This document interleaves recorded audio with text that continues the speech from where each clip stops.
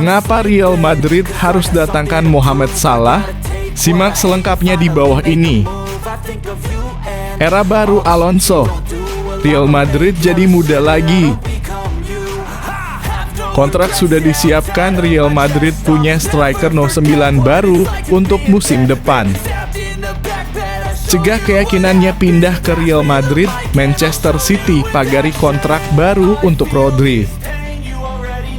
3 PR berat menanti Xabi Alonso di Real Madrid jelang musim 2025/2026. Apa saja itu? Jangan lupa subscribe channel Royal Madrid ID untuk update terbaru seputar Real Madrid. Mengapa Real Madrid harus datangkan Mohamed Salah? Simak selengkapnya di bawah ini. Mohamed Salah kembali membuktikan dirinya sebagai salah satu pemain terbaik dunia musim ini. Dengan usia yang masih di puncak performa, bintang Mesir ini sangat ideal untuk mengisi kekosongan lini depan Real Madrid. Bukan hanya karena nama besarnya, tapi juga karena statistik luar biasa yang tak terbantahkan.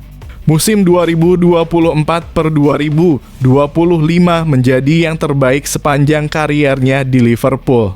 Ia mencatatkan 29 gol dan 18 assist di Premier League dari 38 laga total 47 keterlibatan gol yang menyamai rekor Alan Shearer dan Andrew Cole. Salah juga menyabat Golden Boot, Playmaker Award, dan dinobatkan sebagai pemain terbaik Liga Inggris. Secara total, musim lalu ia mencetak 34 gol dan 23 assist dari 51 pertandingan.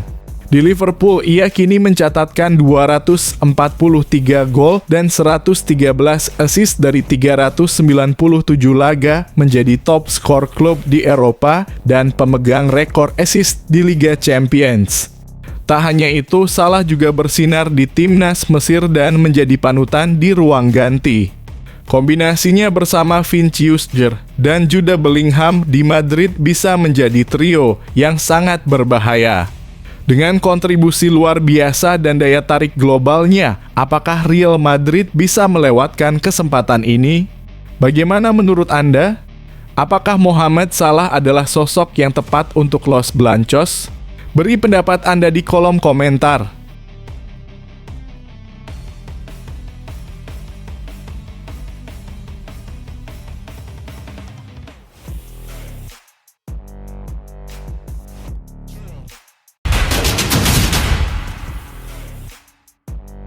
Era baru Alonso. Real Madrid jadi muda lagi. Real Madrid tengah memasuki babak baru di bawah arahan Xabi Alonso.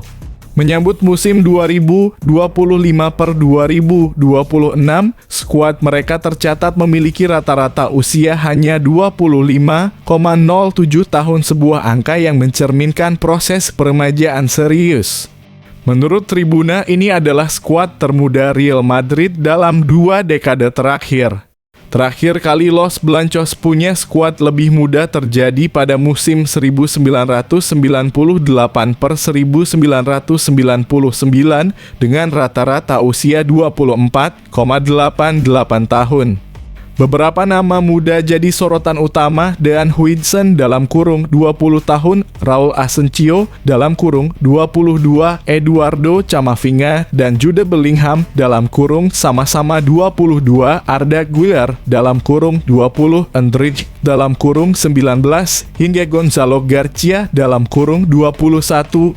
Madrid juga merekrut Franco Mastantuono, gelandang berbakat berusia 17 tahun. Kebijakan untuk tidak merekrut pemain di atas usia 30 tahun masih dijaga ketat oleh Presiden Florentino Perez. Meski ada pengecualian di masa lalu seperti Ricardo Carvalho, Diego Lopez, dan Joselu, semuanya dilakukan demi keseimbangan skuad. Los Blancos belum berhenti pencarian talenta muda di berbagai belahan dunia terus berlanjut. Menurut Anda, apakah strategi skuad muda ini akan sukses membawa Real Madrid kembali mendominasi Eropa? Yuk, tulis pendapat Anda di kolom komentar.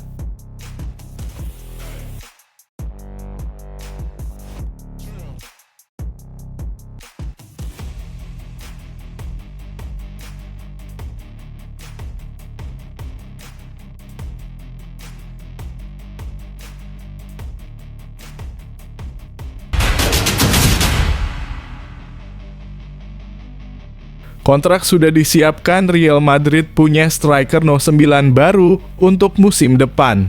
Real Madrid tampaknya sudah menentukan masa depan lini serang mereka dengan tegas. Meskipun bursa transfer masih berlangsung, nama Gonzalo Garcia dipastikan tetap berada di Santiago Bernabeu musim depan tanpa opsi peminjaman. Sebelumnya Garcia lebih dikenal sebagai pemain Castilla, namun performanya melejit saat tampil di Piala Dunia antar klub FIFA. Dia menjadi top skor turnamen dengan 4 gol dan 1 assist dalam 6 pertandingan, menarik perhatian pelatih Xabi Alonso yang yakin Garcia siap jadi andalan utama. Marca melaporkan kontrak baru untuk pemain 21 tahun itu hampir rampung, memungkinkannya terdaftar di skuad utama La Liga 2025/26. Real Madrid bahkan menolak tawaran dari klub lain demi mempertahankan sang striker muda. Garcia berambisi mengenakan nomor punggung 9 legendaris yang kini kosong setelah Kylian Mbappe pindah ke nomor 10. Perannya akan bersaing dengan Mbappe memberi kedalaman penting di lini depan Madrid. Bagaimana menurut Anda? Apakah Gonzalo Garcia layak menjadi penyerang utama Los Blancos musim depan? Beri komentar Anda.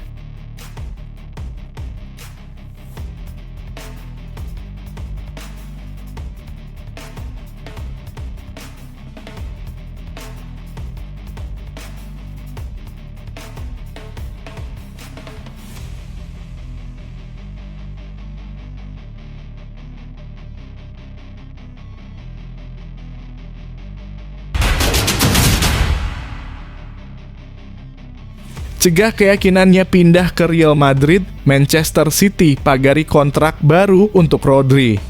Meski sudah memboyong 4 pemain baru dengan total 167,5 juta euro, Real Madrid belum menutup satu lubang penting gelandang pengatur tempo setelah kepergian Toni Kroos dan Luka Modric. Pelatih Xabi Alonso sangat ingin mendatangkan pemain untuk posisi ini, dan nama Rodri Hernandez dari Manchester City menjadi yang paling potensial. Namun transfer Rodri dipersulit oleh berbagai faktor. Pemain 29 tahun itu baru pulih dari cedera ligamen lutut, sementara kebijakan Madrid membatasi kontrak panjang untuk pemain di atas 30 tahun. Manchester City pun bergerak cepat dengan tawaran kontrak baru selama 4 tahun hingga 2029 yang akan membuat Rodri menjadi pemain bergaji kedua tertinggi di klub. Alternatif lain, Enzo Fernandez dan Alexis Mac Allister dianggap terlalu mahal oleh Madrid sehingga rencana transfer mereka ditunda. Bagaimana menurut Anda? Apakah Real Madrid harus terus berjuang mendatangkan gelandang kelas dunia seperti Rodri atau fokus pada opsi mudah dan realistis? Berikan pendapat Anda di kolom komentar.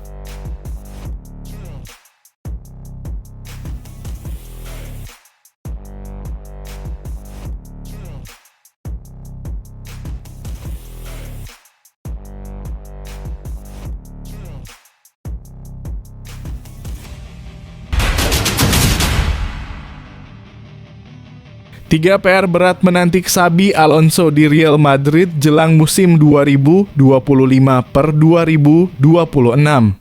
Apa saja itu? Penunjukan Xabi Alonso sebagai pelatih Real Madrid disambut hangat. Namun, ex-gelandang elegan ini menghadapi 3 pekerjaan rumah besar agar Los Blancos bisa bersaing musim depan. Pertama, antisipasi bola mati yang lemah. Musim lalu Madrid kerap kebobolan dari tendangan sudut dan bebas karena koordinasi buruk dan kurangnya konsentrasi. Alonso harus menerapkan sistem pertahanan yang rapih agar kebobolan bisa diminimalkan. Kedua, kurangnya sinergi antara duet Kylian Mbappe dan Vinicius. Meski mencetak banyak gol dan assist, interaksi antar keduanya rendah, hanya 15% umpan Vinicius ke Mbappe dan 13% sebaliknya. Alonso perlu menemukan formula agar mereka bermain sebagai tandem mematikan, bukan sekadar berbagi lapangan. Ketiga, krisis keseimbangan lini tengah pasca kepergian Toni Kroos dan Luka Modric. Alonso harus membangun komposisi gelandang solid dengan Camavinga, Chouameni, dan Bellingham untuk mengendalikan tempo dan melindungi pertahanan. Menurut Anda, apakah Alonso mampu menyelesaikan 3 PR berat ini? Beri pendapat Anda di kolom komentar.